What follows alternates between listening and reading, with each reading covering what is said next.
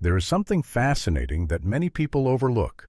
Sometimes, the deepest truths are hidden in the simplest things. Mindfulness meditation is often described as a way to feel calmer, reduce stress, or sleep better. But in Buddhist teachings, mindfulness is not just a few quiet minutes or paying attention to your breath. It is a hidden doorway, leading us into our own being, unlocking wisdom and the freedom we have always been seeking. For thousands of years, meditation masters have passed down principles that seem simple on the surface, yet when lived fully, they hold the power to transform an entire life. These are secrets not everyone notices, because they must be practiced and experienced daily. In this video, we will explore 8 such secrets of mindfulness meditation in Buddhism, 8 hidden gems that can illuminate the way we see life, the way we feel the present moment, and the way we meet ourselves. Secret number 1 will change how you look at breathing, while secret number 8 may shift your understanding of freedom in a way you've never imagined. Stay until the end, because even a single moment of realization can change the way you live for the rest of your life. 1. The breath is the anchor of the mind. If there is a true starting point for mindfulness meditation, it is the breath. The breath is the bridge between body and mind, between the visible and the invisible. The miracle is that it has been with us our entire life, yet most of us rarely pay real attention to it. In Buddhist teachings, the breath is compared to an anchor. When the ocean of life rises with waves of worry, fear, or ambition, the breath is what keeps the mind from being swept away. With just one mindful breath, we return instantly to the present. It sounds unbelievably simple, yet its impact can transform the quality of life. Many people come to meditation hoping to make the mind quiet. They try to force themselves not to think, not to wander. But the more they struggle, the more restless the mind becomes. The Buddha taught, there is no need to force. Simply observe the breath as it is. Breathing in, know that you are breathing in. Breathing out, know that you are breathing out. And slowly, a gentle calmness will begin to appear. What is special about the breath is that it doesn't only bring calm while sitting in meditation. It is a companion everywhere. When walking, when drinking water, when talking, even in the most stressful moments, you can always return to one deep breath. In that mindful pause, everything slows down, and you see more clearly what you are doing and how you are feeling. Imagine in the middle of an argument. Instead of reacting with harsh words, you stop, take a slow breath in and out. In that instant, you're not only regaining calm, you are creating space for wisdom to arise. Many people have shared that with just one mindful breath. They avoided words that could wound or choices they would later regret. Modern science confirms this. Neuroscience studies show that paying attention to the breath activates the part of the brain linked to calm, reduces stress hormones, slows the heartbeat, and stabilizes blood pressure. In other words, mindful breathing is both natural medicine for the body and healing balm for the mind. Yet the deepest value of returning to the breath lies here. It brings us back to the present moment. The breath only exists here and now. When we are with it, we are fully with ourselves. And when we live in the present, we are truly free, no longer tied down by regrets of the past or fears of the future. A meditation master once said, "The breath is the key that unlocks the door of peace." But only you can turn the key each day. No one else can breathe for you, just as no one else can live your life. The power of mindfulness lies in personal practice. Simple, repeated, yet leading to extraordinary results. So begin today. The next time you feel weary or stressed, don't rush to find comfort outside. Instead, pause. Close your eyes for a moment and notice your breath. Inhale deeply, exhale slowly. That is enough. You will realize the anchor has always been there, waiting for you to return. 2. Observe instead of control.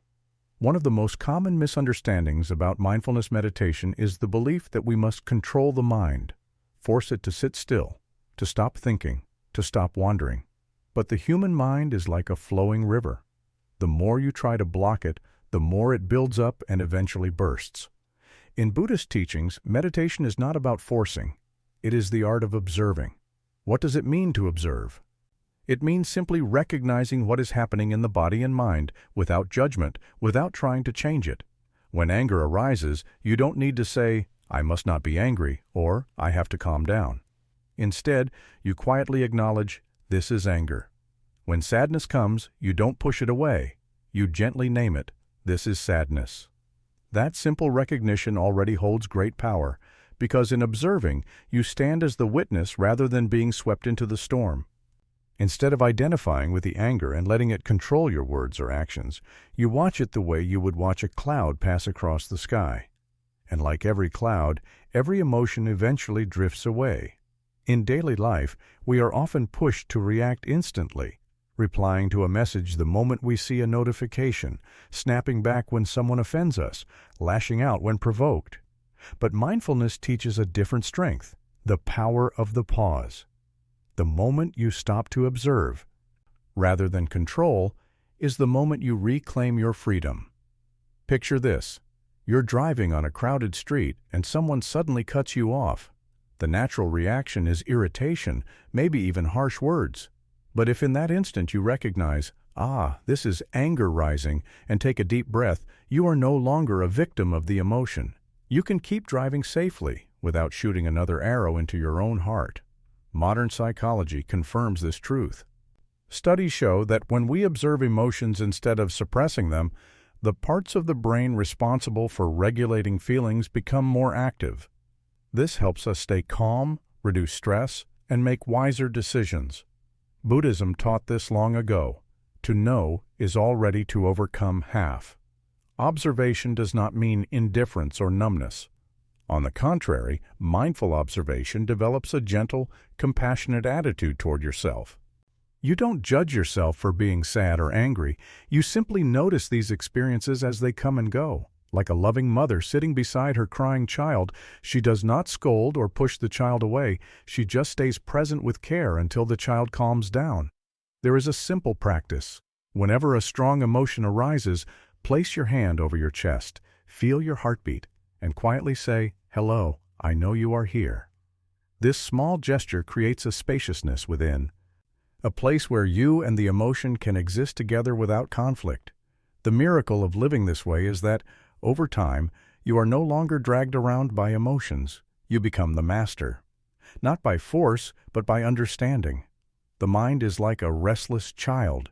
The more you scold it, the more it resists. But when it feels understood, it naturally settles down. So mindfulness meditation is not a battlefield where you fight to control the mind. It is a garden, where you sit quietly and observe each flower blooming, each leaf falling, each breeze passing by. And when you observe long enough, you realize that nothing is fixed. Every emotion, every thought, every state of mind is like a drifting cloud, and you are no longer bound by them. 3. Body and mind are one.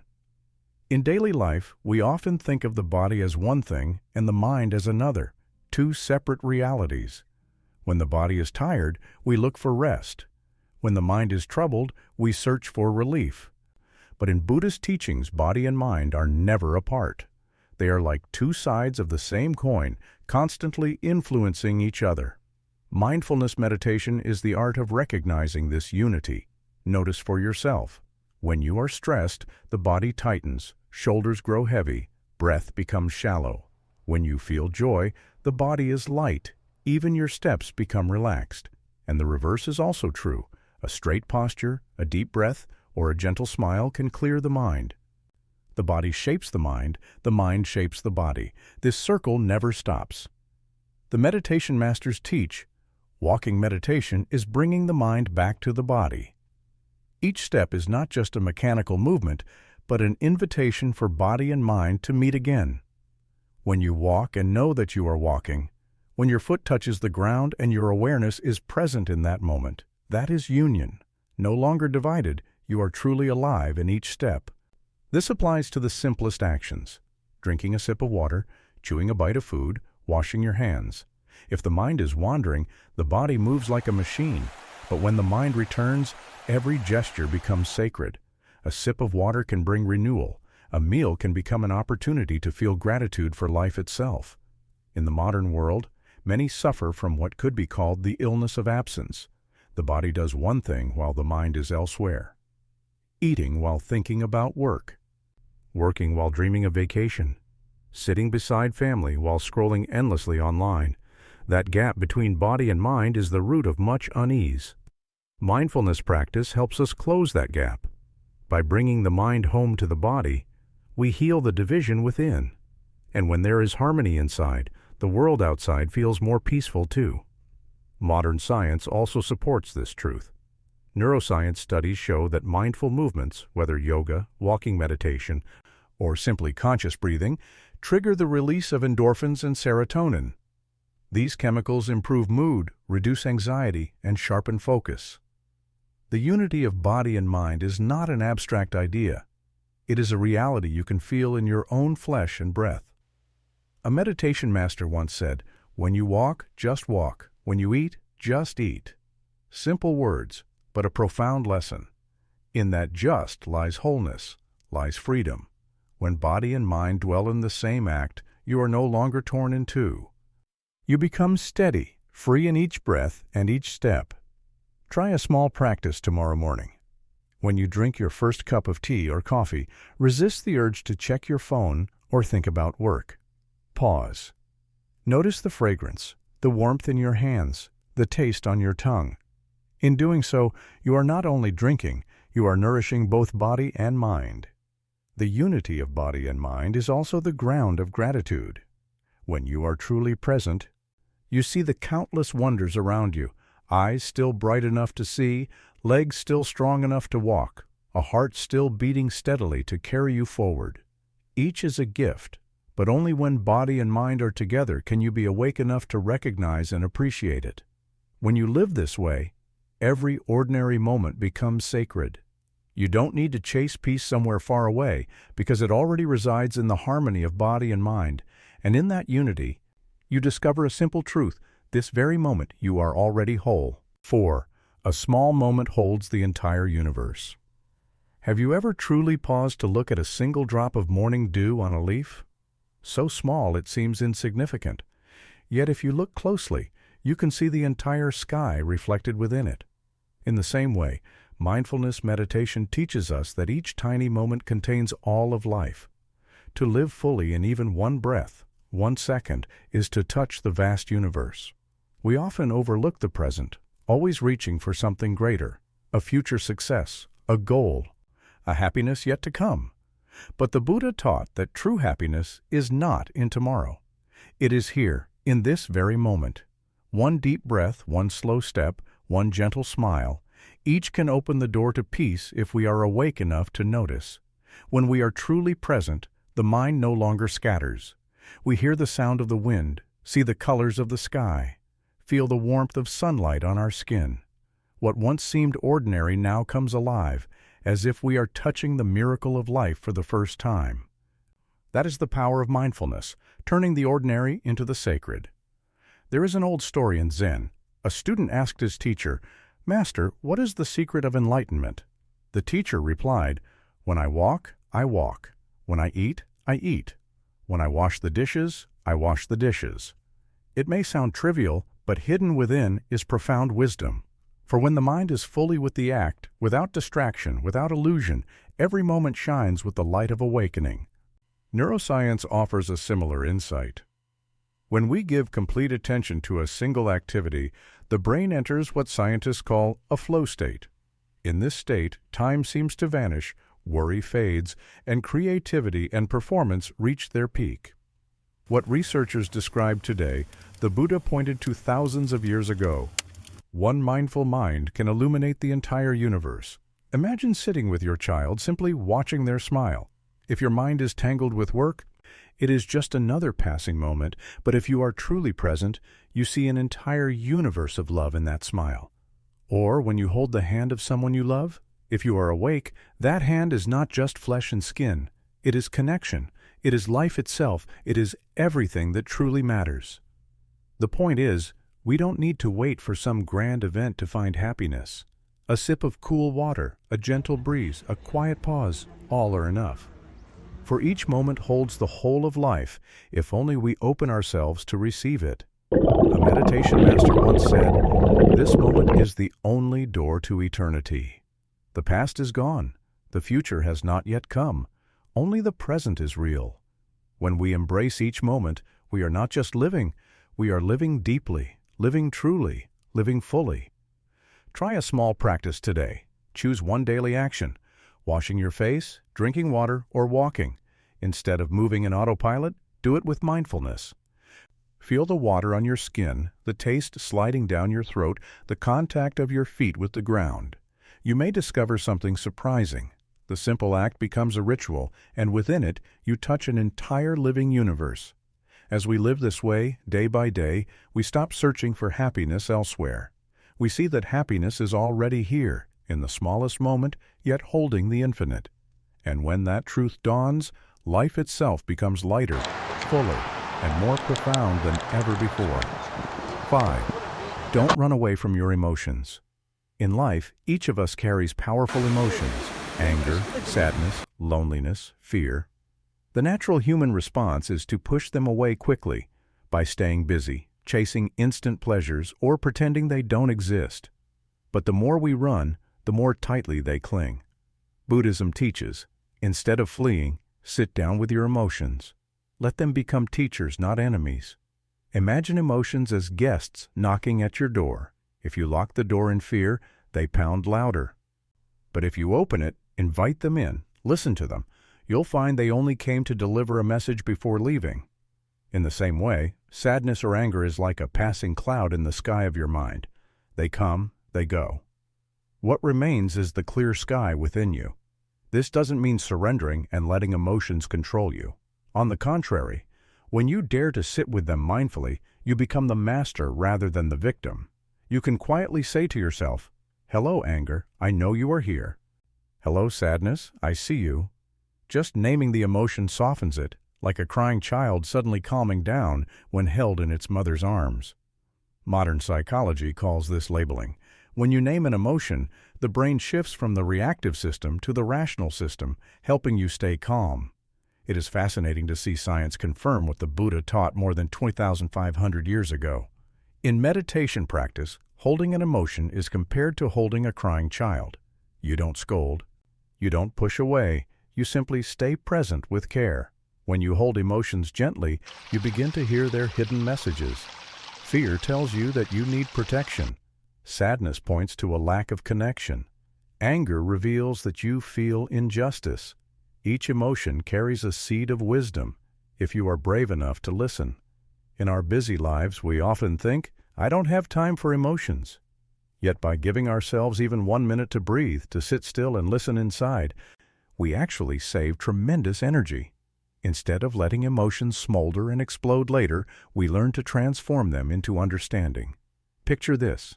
A colleague insults you. Instead of reacting harshly, you pause. You take a breath and acknowledge, "I am angry." That single pause can prevent a conflict while also revealing your deeper need. Maybe you long to be respected, to be heard, and once you see that, you can communicate from calmness rather than blind reaction. There is a simple practice. Whenever emotions rise, place your hand over your heart and take 3 slow breaths. Feel each breath as an embrace for that emotion. Then ask yourself, what is this feeling trying to tell me? Many have tried this and found that old wounds began to heal, simply because they were finally heard. The key is not to treat emotions as enemies. Running from them is running from yourself. Instead, see them as life's messages, as companions pointing to where care is needed. With this understanding, even the most difficult emotions become opportunities for growth and freedom. A meditation master once said, "Don't become a victim of your emotions. Let them become the doorway to wisdom." When you learn to sit with them, observe them, and hold them gently, you not only heal yourself, but also become more compassionate toward others. For you realize that everyone carries pain inside, waiting just like yours to be understood. 6. Mindfulness is love. Many people think mindfulness is just a technique of concentration, paying attention to the breath, observing body and mind, noting what arises. But if it stops there, mindfulness can feel dry and mechanical. In Buddhist teachings, Mindfulness always walks hand in hand with compassion. It is not only about seeing clearly, but about seeing with gentleness, with love. Think of the way a mother looks at her child. When the child cries, the mother does not merely recognize, "This is crying." She embraces the child with her whole heart.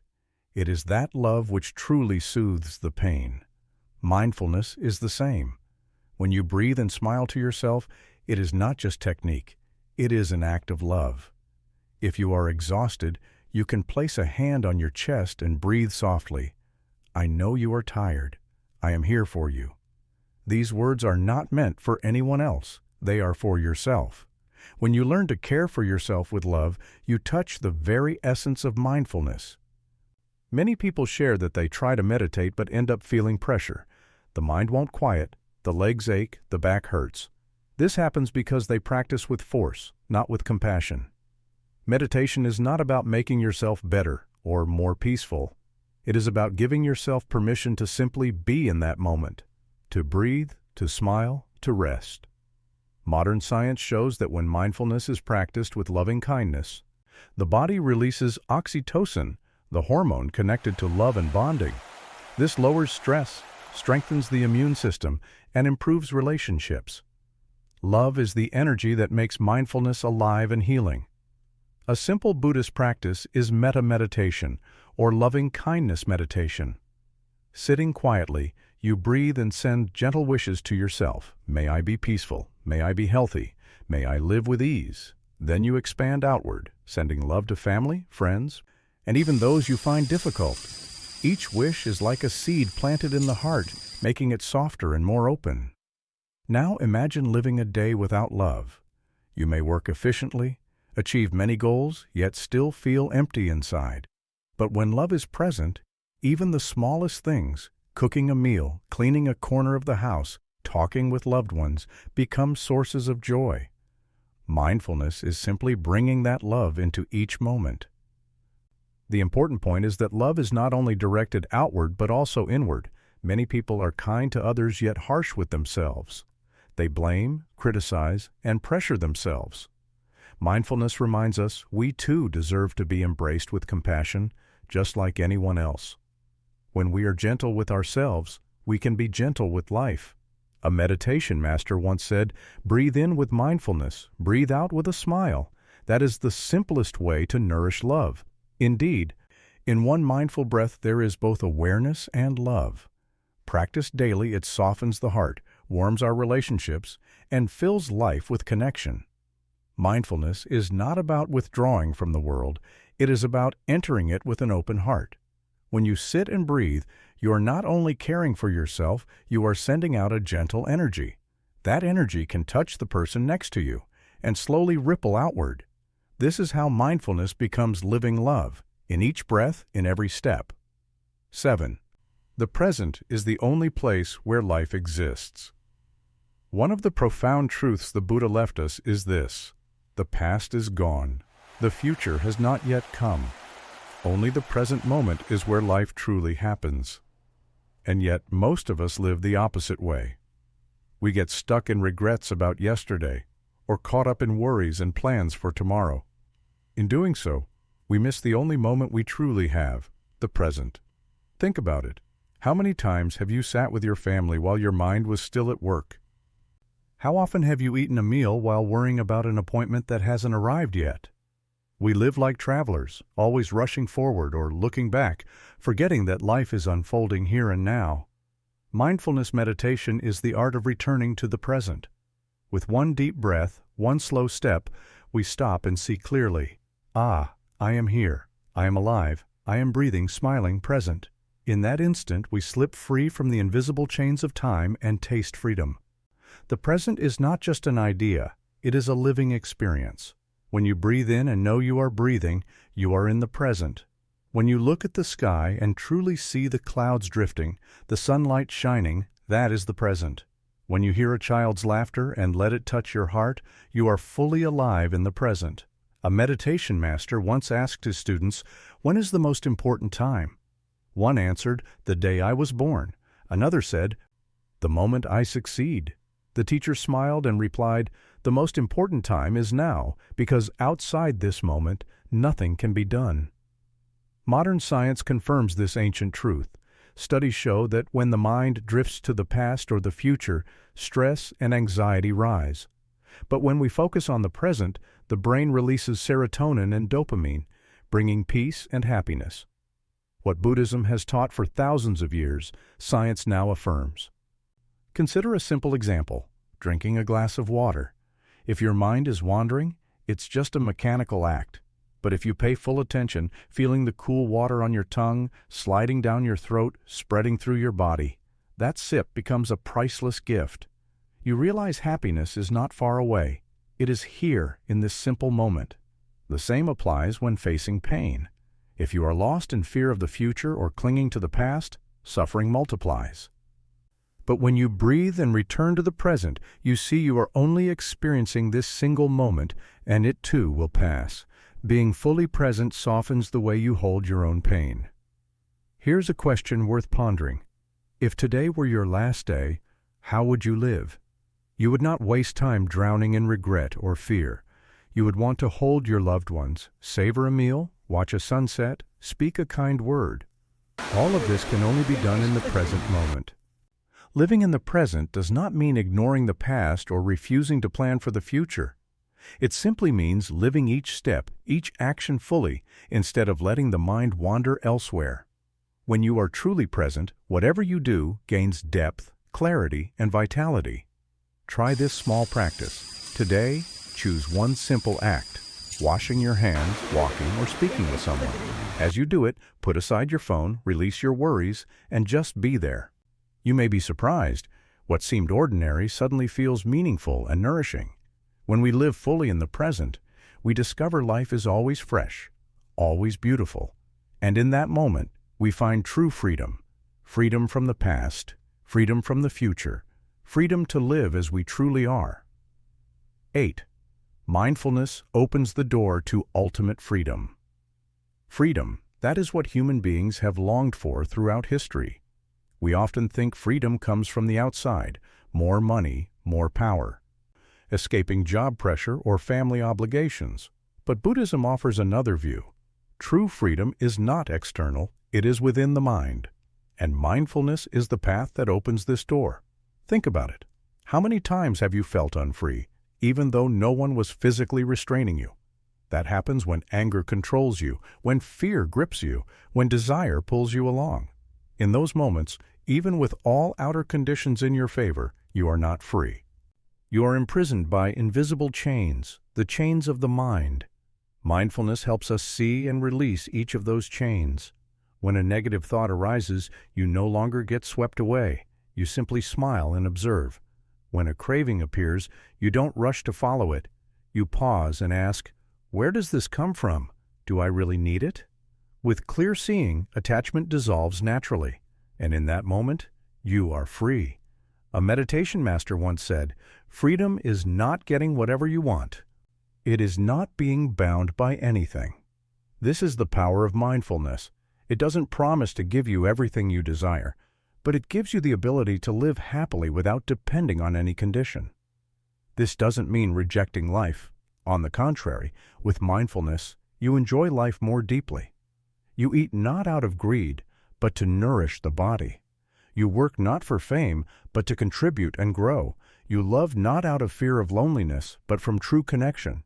When the mind is unchained, every action becomes free and pure. Modern psychology calls this state equanimity, inner balance. People who can observe thoughts and emotions mindfully are less prone to stress and depression, and they recover more quickly from hardships.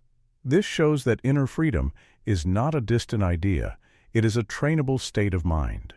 Picture yourself sitting in a small, crowded room, tangled in countless ropes. Each rope is a worry, a habit, an obsession.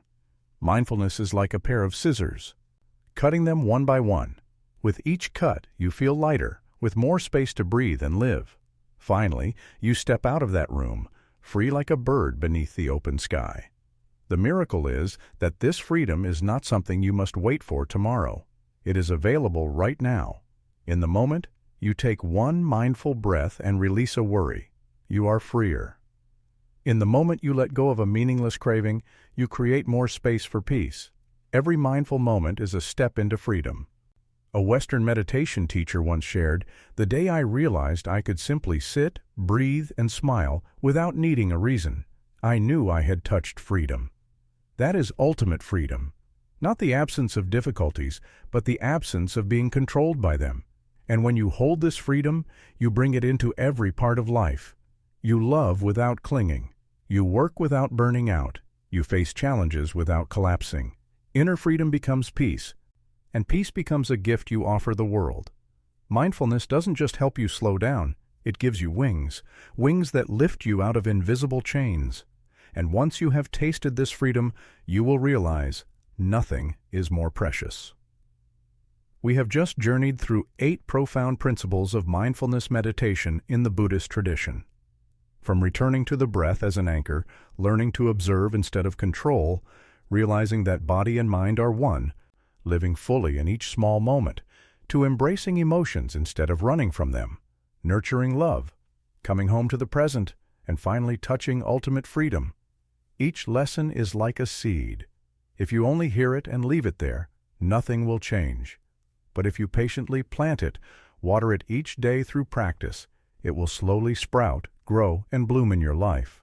Then you will see that life is no longer just a series of worries and struggles, but a meaningful journey filled with peace. Perhaps the most important thing to remember is this: mindfulness is not something distant or abstract. It is right here, in each breath, each step, each gentle look you give yourself and others. With just one mindful moment, you become a little freer, a little happier. And when those moments add up, you can build an entire life of peace. Before you go, I want to ask you, among these 8 principles, which one touched your heart the most? Share it in the comments, because your answer might inspire someone else on their path.